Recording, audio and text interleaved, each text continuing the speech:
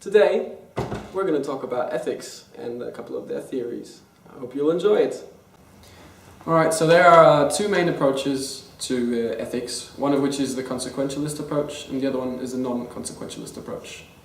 We're going to first talk about the consequentialist approach. One of the theories is utilitarianism. So, what does utilitarianism actually mean? Well, actually, it means that the actions must be judged by the effects that they have, or in other words, their utility. So basically, a right action is an action which has more benefit than actual damage that it does. Basically, wanting to create the greater good. There are three major problems with this theory, one of which is, well, none of us can actually predict the actual consequences that an action actually has. The second one is there might be conflicting benefits. Two different groups might, if one group does one specific action, it might damage the other group. And the third one is that the greater good is very subjective. None of us has the actual right or ability to actually say what the greater good is. And all of this can actually lead to things like that the ends justify the means. For example, the Second World War.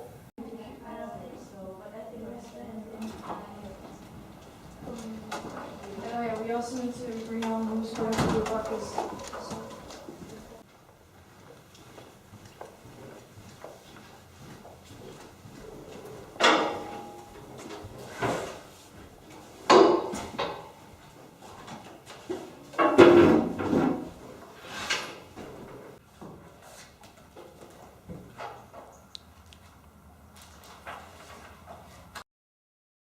Those fucking foreigners, they steal our jobs, they steal our girlfriends. Everybody should beat them up for the greater good, so they get out of the Netherlands.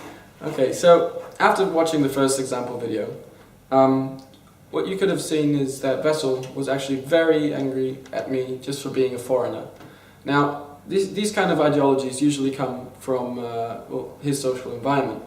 And for him, the greater good in that sense meant that we, or me, as being a foreigner, should go out of this country, thus him beating me up for that, in hope for me then leaving after, well, being hurt and being afraid to actually be here. Now, again, this is utilitarianism because he has done this out of reasons of the greater good. And this is also a very perfect example of why the utilitarianism can actually go very wrong. Because in this case, the greater good meant hurting very many people. Now, let us continue with the non-consequentialist theories. The first one is the deontology theory, which actually means that the ethics are based on the duties that people have to fulfill in society. And these decisions are usually based on 10 universal principles, which are Honesty, integrity, promise keeping, fidelity, Fairness. caring for others, respect for others, responsible citizenship, pursuit of excellence, Accountability. Now, closely related to this theory is actually a German philosopher called Immanuel Kant.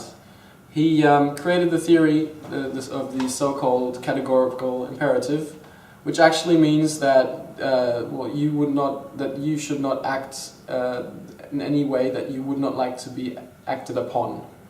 Now, that would actually mean that you should make a universal law. Just as an example, if I should not lie if I don't want people lying to me. Now, I also have a great quote from Kant actually himself.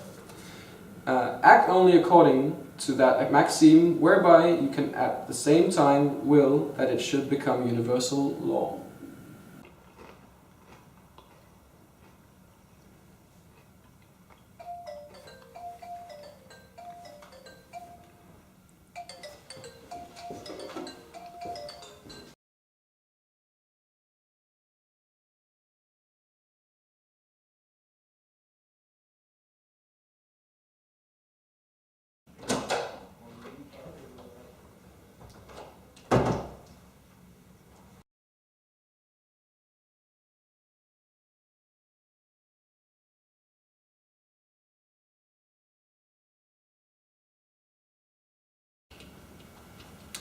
So now after watching that video, after I've so sneakily tried to steal food, or actually did steal food, the thing is, well, according to Kant, I could not, or I should not be able to do that unless I would be okay with the fact that stealing food is first of all universal law, meaning of course that people would be allowed to steal my food as well. So I should have not done that, because I don't want people to steal my food. So, which brings us also to our second point, which is virtue ethics. Virtue ethics, the important part about this one is that the motivations, the intrinsic motivations are key factors. And the big difference between the utilitarian theory is that the rules that, the actual motivations, the rules that they use in order to, behave ethically according to this one, is that these rules had already been made by a specific a group of people, society, whatsoever. As an example would be the code of conduct of the Hanse Hogeschool. And there are two big problems with this theory as well. The first one is that the community doesn't necessarily always know your situation, or the situation you were in when behaving in a specific manner. The second one is that the community might actually get your behavior wrong. They might interpret it in a different way because of many reasons.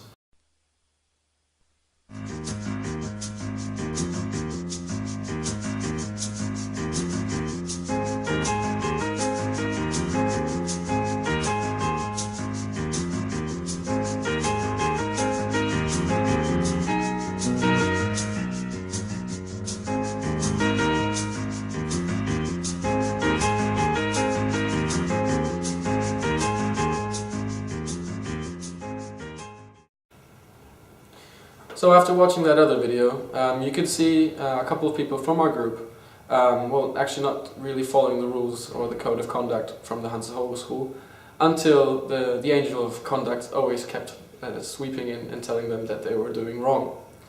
The first problem was also very visible in Tanya's case, where she was in front of the computer and wanted to eat. We don't know which kind of situation she was in. Of course, it might be wrong, or it is wrong to eat in front of the computer, but it might have been the case that she had just moved in or started studying here in the Netherlands, coming from a different country, not knowing about the code of conduct and not actually wanting to do anything bad or unethical in this case.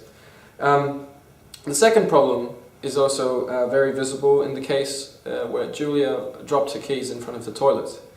The community, in this case Fenja, got it wrong because I wasn't trying to go into the toilet for personal reasons, but actually just to be nice and give Julia her keys back. But that wasn't very visible at first to Fenja. So now we come to the last one, which is actually situational ethics. That actually means that there is no absolute law or principle that we can follow, because every situation is different and we always need to act differently.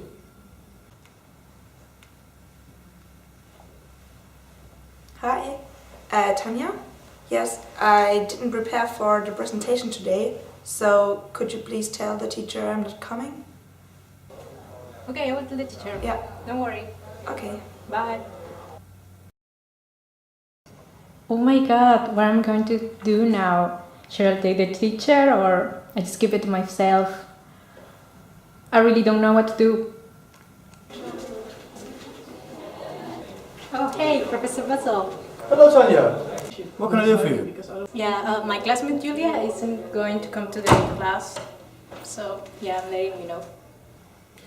So, after seeing that clip, you could have seen that, well, Tanya's situation was situational. Because we don't know if how good she's befriended with Julia. We don't know if she needs extra grades or something like that. Which means that she could have actually told on Julia, or like she did in the end, she didn't because she apparently valued her friendship very much with her. So, thank you very much for watching. I hope you enjoyed it. I hope it was informative. Remember, you can always watch this again on YouTube. I'll see you.